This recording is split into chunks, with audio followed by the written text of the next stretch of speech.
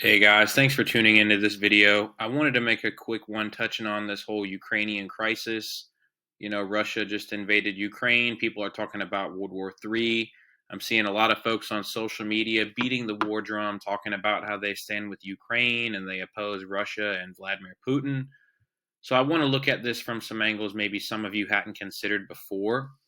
And I want to start off by mentioning this article that talks about how the Secretary of State, his name is Antony Blinken. You can see that just recently he gave a press conference where he said that Ukraine is part of Putin's plans for a new Soviet empire.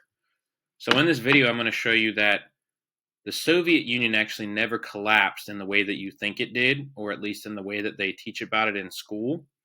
And I'm also going to show you that Ukraine has been in the center of some political drama now for some time.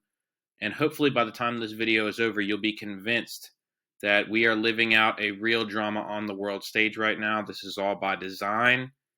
And hopefully you will leave this video not wanting to go to war and you'll be against our country going into any sort of intervention. So let's go ahead and get started here. Now, some of you might remember going back to 2016, Joe Biden was actually recorded and he was talking at a Council on Foreign Relations event.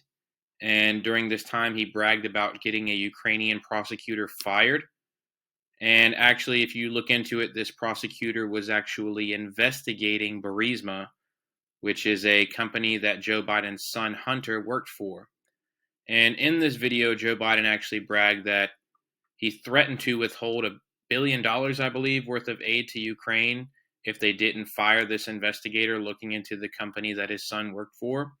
So a lot of people claim that this was a quid pro quo, meaning this for that. In other words, Joe Biden said, look, if you guys want this aid money, you need to fire that prosecutor over there that's giving my son a hard time. So because this was a very political situation, Donald Trump naturally brought this up during the previous election. And because he actually called the Ukrainian president Zelensky on the phone and asked him about any dirt on Biden, Trump was actually brought up on articles of impeachment for this. So in this phone call, apparently the Ukrainian president says that there was no blackmail. But if you have heard it, Trump called this guy asking for dirt on Joe Biden, which personally, look, Trump was the chief executive at that time. And one of the only jobs of the president is to execute the laws of the land. So him looking into Joe Biden's crimes honestly makes sense. It seems well within the range of what his job as president was at that time. But because it was an election, people overly politicized this, and Trump was actually brought up on charges of impeachment. Now, if you paid attention, he was not convicted within the Senate, and he was acquitted of these charges. But even still, I think it's interesting that Ukraine has been brought up with Biden and Trump in the last few years. Very unusual. Now, to add to all this confusion, this should really make you start asking questions here when you consider the fact that the Ukrainian president, Vladimir Zelensky, is actually an actor. Okay? If you look into this, you'll see that Vladimir Zelensky was an actor. And in fact, not only was he an actor, but he actually played in a drama where he played the president on TV. Okay? So I want you all to think about that for a second. A man who went and played the president of Ukraine on a TV drama then becomes the president of Ukraine in real life. And not only that, but he's in the middle of this crisis that could potentially lead us into World War III. And the man is an actor. I mean, is nothing unusual about that to you? Have you ever heard Shakespeare being quoted as having said, the world is a stage?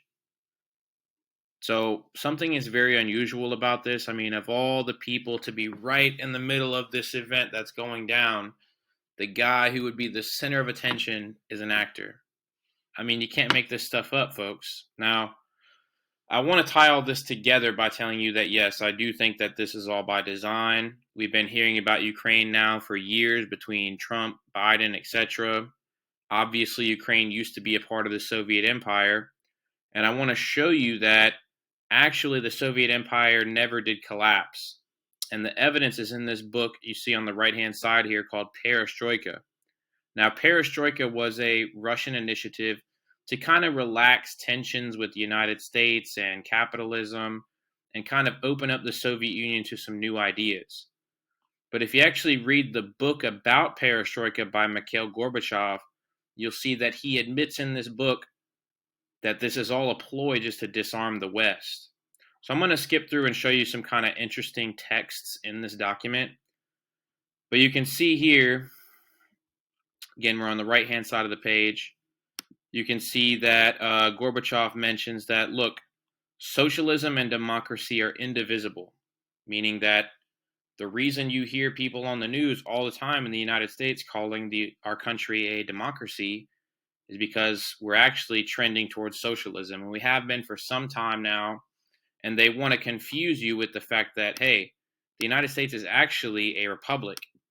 Okay, we were never meant to be a democracy. The founding fathers hated democracy, but yet you turn on the news and you see people saying over and over again that we're a democracy. It's because they're easing us into socialism.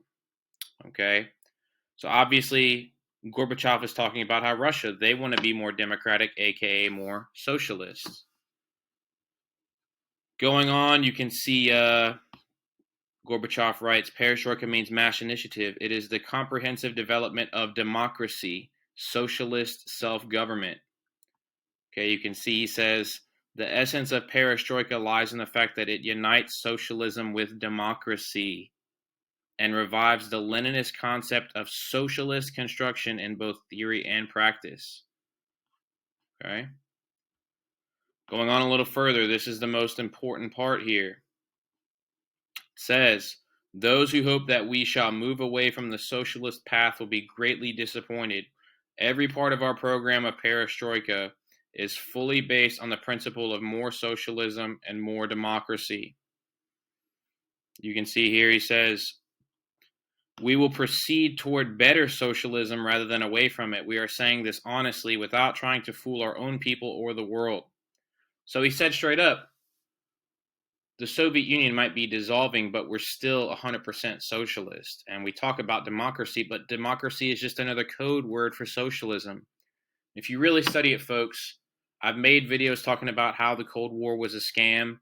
And honestly, it was perpetrated by the United States, Great Britain, and Russia to levy huge taxes on our population to build up their militaries and also to maintain white hegemony over the world. Okay? So it's real simple. A lot of people don't like to talk about this because, I mean, look, there's still a lot of people who were in the Cold War, like in Vietnam or Korea, who were fucked up. But at the end of the day, all the evidence is there that this was a phony war.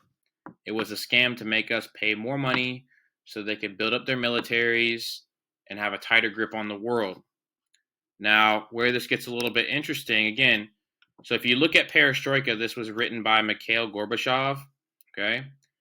And if you study Gorbachev, he is the founder of this group called the Green Cross International.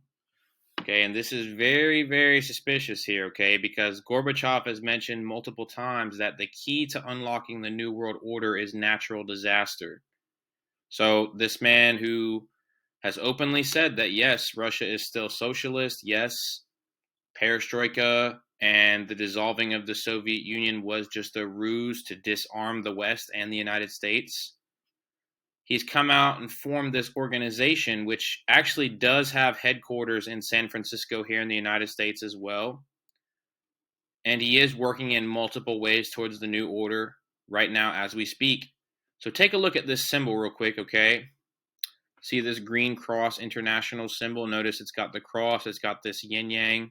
Now take a good look at where the cross kind of merges into the yin yang, okay? This is actually the symbol of Saturn.